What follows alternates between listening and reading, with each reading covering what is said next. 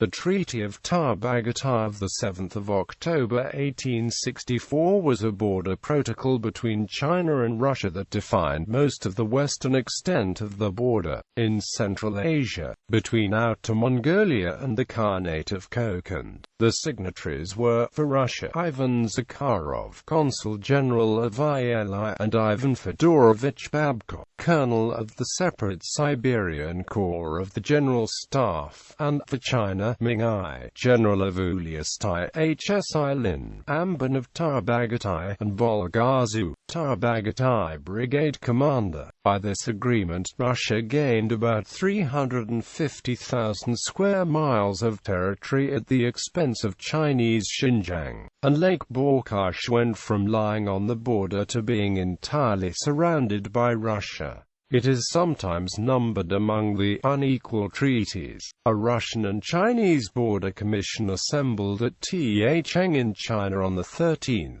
May 1861 in order to map the western border in accordance with Article 3 of the Treaty of Peking of 1860. The actual surveying did not begin until the 11th of July 1862.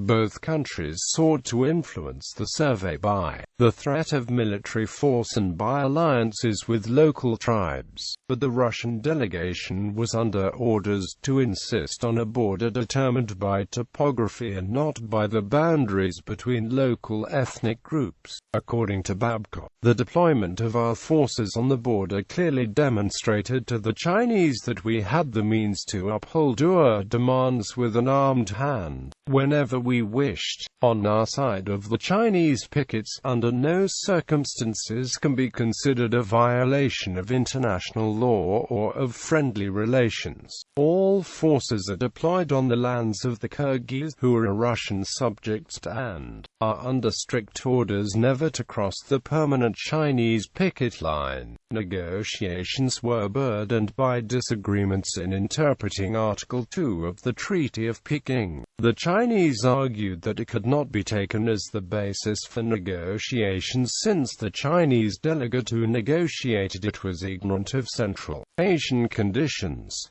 The article also failed to distinguish between the different Chinese picket lines. The Chinese delegation argued that the outermost picket line was intended, while the Russians insisted that only the innermost picket line of permanent control could count. Both claimed the inhabitants between the two picket lines as their own subjects.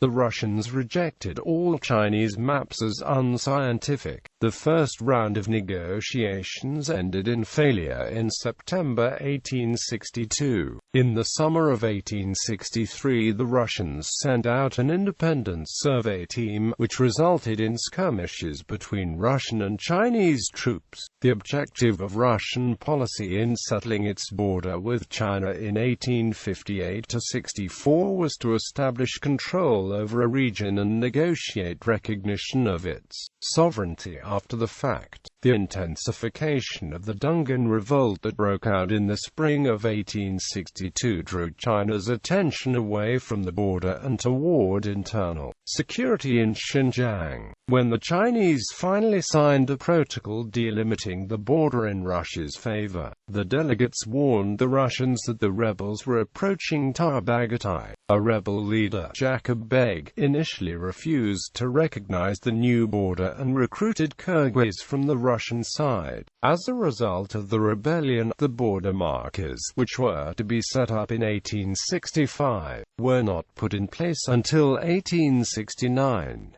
Further border protocols were signed at Kauft in 1869 and at Tarbagatai in 1870.